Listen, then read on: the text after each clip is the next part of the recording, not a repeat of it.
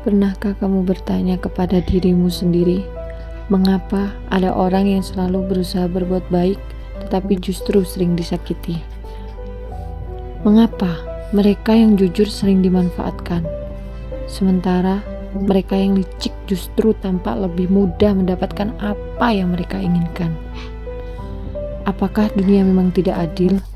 Atau selama ini kita salah memahami arti menjadi orang baik?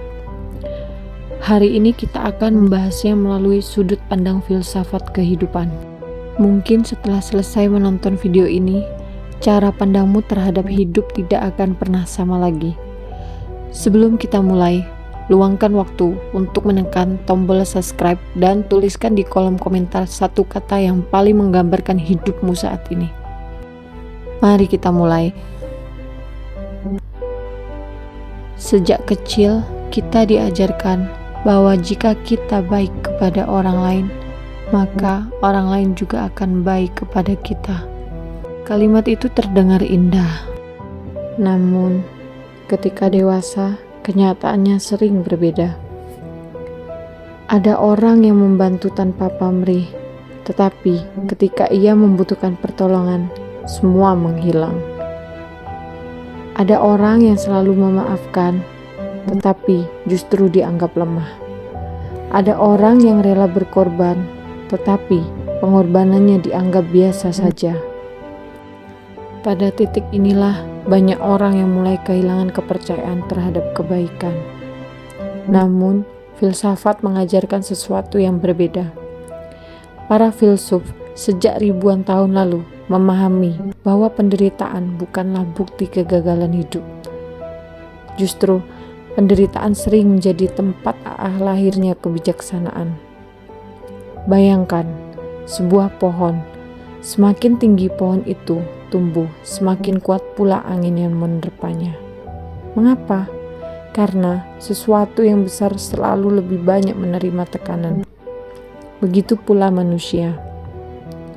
Semakin baik hatimu, semakin banyak orang yang akan datang kepadamu.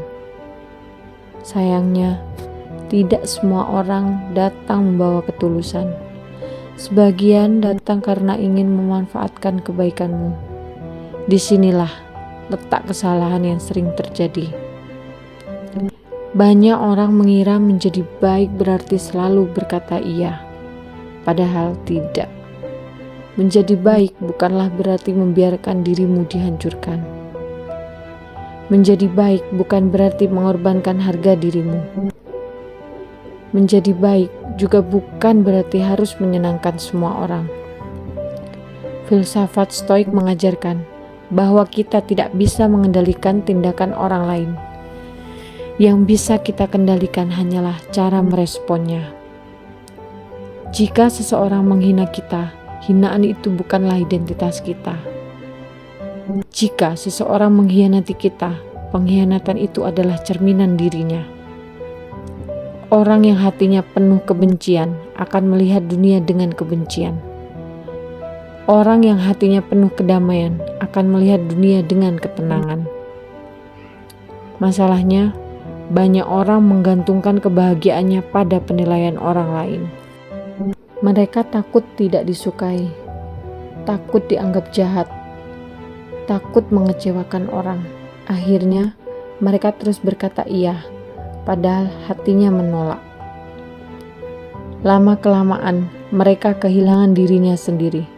Filsafat mengingatkan bahwa manusia yang paling menderita bukanlah yang miskin, melainkan mereka yang hidup memakai topeng demi diterima. Topeng itu melelahkan, karena setiap hari kita harus berpura-pura menjadi seseorang yang bukan diri kita. Lalu bagaimana cara keluar dari lingkaran ini? Jawabannya sederhana, tetapi tidak mudah. Belajarlah berkata tidak. Belajarlah menjaga batas. Belajarlah mencintai dirimu tanpa merasa bersalah. Karena seseorang yang mencintai dirinya dengan benar tidak akan membiarkan orang lain menghancurkan harga dirinya. Ada sebuah pelajaran menarik. Emas dimurnikan melalui api. Berlian terbentuk karena tekanan. Dan manusia menjadi bijaksana karena pengalaman. Mungkin luka yang sedang kamu alami bukanlah hukuman. Mungkin itu sedang membentukmu menjadi pribadi yang jauh lebih kuat. Coba ingat kembali semua kesulitan yang pernah kamu alami. Bukankah setelah semuanya berlalu, kamu menjadi orang yang berbeda? Lebih tenang, lebih hati-hati, lebih dewasa. Itulah yang sering tidak kita sadari. Kita terlalu fokus pada rasa sakit, sampai lupa melihat perubahan yang sedang terjadi di dalam diri kita. Filsafat tidak mengajarkan bahwa hidup akan selalu mudah. Sebaliknya, filsafat mengajarkan bahwa hidup memang penuh tantangan. Tetapi cara kita memandang tantangan itulah yang menentukan kualitas hidup kita.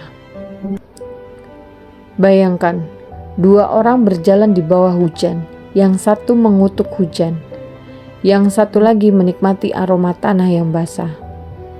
Hujannya sama, yang berbeda hanyalah cara mereka memaknainya. Begitu pula kehidupan.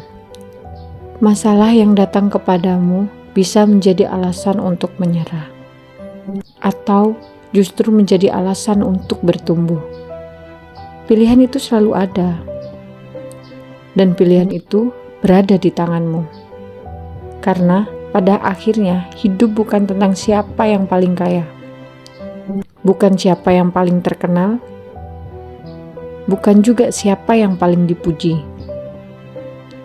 tetapi siapa yang mampu tetap menjadi manusia yang baik tanpa kehilangan harga dirinya. Itulah kemenangan terbesar. Bukan kemenangan atas orang lain, melainkan kemenangan atas diri sendiri. Jika hari ini kamu sedang merasa lelah, kecewa, atau dikhianati, ingatlah satu hal. Tidak semua orang akan menghargai kebaikanmu. Dan itu tidak apa-apa. Karena nilai dirimu tidak ditentukan oleh cara orang lain memperlakukanmu. Nilai dirimu ditentukan oleh bagaimana kamu tetap menjaga hati, prinsip, dan kebijaksanaanmu. Mungkin dunia tidak selalu adil, tetapi kamu selalu bisa memilih untuk menjadi pribadi yang lebih kuat daripada keadaan. Dan mungkin itulah arti kemenangan yang sesungguhnya. Terima kasih sudah menyaksikan video ini sampai akhir. Jika pembahasan ini membuatmu melihat hidup dari sudut pandang yang berbeda, jangan lupa tekan tombol like, subscribe, dan bagikan video ini kepada seseorang yang sedang membutuhkan semangat. Sampai bertemu di video filsafat berikutnya.